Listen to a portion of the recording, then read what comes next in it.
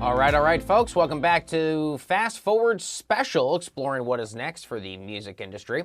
One segment of this industry has hardly slowed down at all: the artists themselves. Musicians have been able to continue their work, setting up at-home recording studios and connecting with fans over social media. I had the opportunity to sit down with the one, the only T-Pain to talk all about his Grammy hopes and his surprisingly positive reflections on the past year. It's been going great. I've been doing this since 2014, so it helps to already have the knowledge. And back in my hometown, I used to build computers for a living. I know a lot about tech, and I'm pretty savvy with everything that's in my house. I've set up my entire basement to have multiple rooms to stream from, and do different kinds of streams and stuff like that. And I've always been an introvert and a homebody, so this is it's pretty cool for me. I like it. I could only wish to be stuck home with the schedule that I used to have, different city every day, and trying to keep up with things and still trying to work and play at the same time. And now, being home, I can actually, playing is my work now. So, it's been not only quite fun, but quite lucrative. So I've been okay with being stuck at the house. I'm wondering if there have been additional challenges, especially to music production or any other work you've been doing, since you don't have the opportunity to travel as much the last year. What have been some of the biggest challenges there, especially in the production space, to basically being stuck at home in quarantine? Man, almost done. Being the fact that I was kind of already prepared for this. You know what I'm saying? Because I've been, this has been my passion for a while, and most of the time I would have to try to pack up 4 rooms worth of stuff and bring it on the road with me. So this is actually, a more convenient way for me to do what I've been doing since 2014, and it's kind of helped exponentially to just be in the house and having this platform that I can always stream from. And not only am I gaming, I'm also doing music. This is one of my streams right here. I'm actually in my studio right now. I show people the process of me making music and producing for other people, and all the facets of everything that I do. So this is actually kind of a better situation for me than being on the road. And because I would have to be on the road so much, and then I would as I would be on the road, things that I need to do at home would pile up. And I got 2 whiteboards full of stuff that I got to do, and when I come home, I'm hoarse from being on the road for 2 weeks, and screaming and crowds and going to clubs and stuff like that. And then I only got 4 days at home because I got to go back out. And now I can't do anything at home within those 4 days because I'm still trying to rest my voice so I can go back out on the road and still have a good voice. And it was such a hectic thing that now, being at home, I think I kind of prefer this. Now I get a lot more done when I'm just home and doing all the work I'm supposed to be doing. Well, I know a lot of fans love getting to tune in for your Twitch streams, and sometimes you go for several hours there, you and everyone that you're there with. And I know at the same time, you got a lot of fans who probably do want to see you back on the road in a post-pandemic future.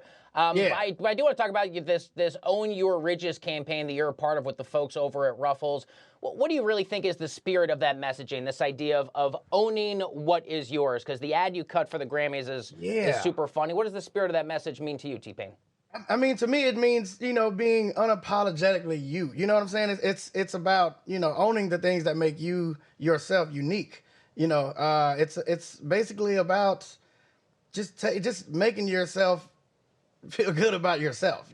Take those things that, people may find, weird sometimes or different. It's just, it's just something new that the world hasn't seen yet. And you need to own that. You need to be a part of what you are, and embrace those things. So, it definitely goes in line with a lot of stuff that I do in music. The new album I'm working on, Precious Stones, I called it Precious Stones because, I wanted people to dig deeper within themselves and find those precious stones. The ones with the colors, the ones with the different shapes are a little deeper in the dirt than the others. You got to mine a little harder to dig those. So, when you find those things, you own those things. And I think that's what Own Your Ridges is really about. Fans will see in the Grammys on Sunday, T-Pain, you did this ad with people like Anthony Davis, Andrew Bachelor, who I think is one of the funniest comedians to come out of the social media era. What was it like for you to be able to work and do this 30-second spot with guys like that? It was cool. It was really cool. I didn't know how tall Anthony Davis was, but that was really cool. And King Batch has been my friend for a very, very long time. He's actually been in a couple of my music videos from like a while back, like 2010, 2009 era. So we've been knowing each other for a while. We have a lot of mutual friends. But yeah, chilling with AD, chilling with King Batch, being on the set and seeing how things work, and being around that many ruffles was, very tempting. I wasn't supposed to eat them on set, but because they needed specific bags, but that was kind of hard for me to do. But no, I mean, it was really fun working on set, and it was always safe. So they made sure we were social distancing. They made sure we got tested before I got tested before I left my house, before I got on the plane, when I got there, before I got in the building. So Wow. it was super safe, but it was also super fun. And that I think the safety made it fun because we could move around kind of Yeah. how we wanted to and still be cool. Of course.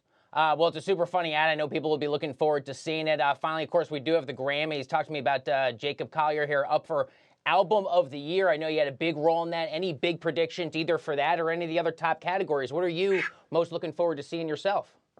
Oh man, just me. I really want Jacob to win. Jacob is pretty much won every time he submitted anything. So fingers crossed there for us. But I mean, it's more of a win for him and putting together such a great album. The features that he has on there. That's gonna be huge. So I'm hoping for a Jacob win. But if not, the nominations are all we can hope for. To have such a high standard of voting system, and to have that opportunity to be amongst the other people that are nominated. Why not? I'm just happy to be a part of it. What more can you say? Our special thanks there to T-Pain. As you can see, clearly, maybe my favorite interview I've ever done.